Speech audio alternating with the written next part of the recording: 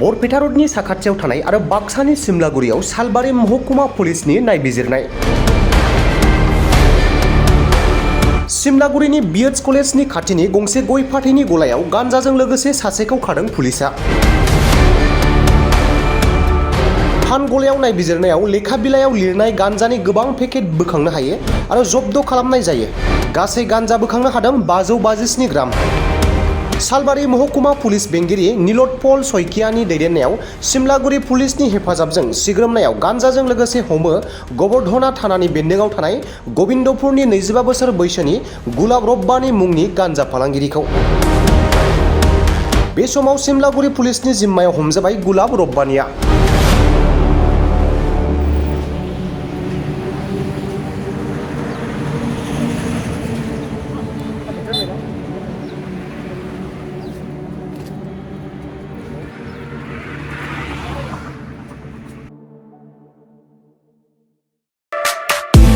नोंथांमोननि थाखाय गोजोनथाव खौरां।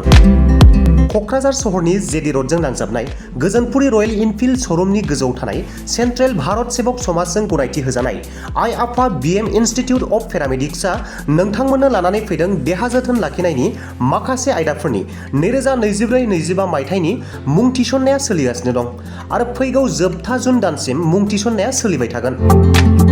12 थाखोनि उथ्रिसारनाय बिजाथि एबा फरायसाफोरा बे पेरामेडिक्सआव गावारि सोलोंथाइखौ लानो हागोन। क'क्राझार सहरनि गोजोनपुरी एबा गांजेमा बाजारजों नांजाबनाय आइ आफा बिएम इनस्टिट्युट अफ पेरामेडिक्सआ नोंथांमोननि थाखाय गोदान मुं थिसननाय आयदाफोरा जादों medical laboratory technology, first aid patient care and assistant nursing, OT technician, radiology technician कर्सखौ 2 बोसोरनि गेजेरावनो आबुं खालामनानै भारत सेबक समाजजों गनायथि होजानाय डिप्ल'माखौ लानो हागोन। लोगोसे गासैबो डिप्ल'माखौ लानायनि उनाव सरकारि साख्रि मोननायनि सुबिदा दं।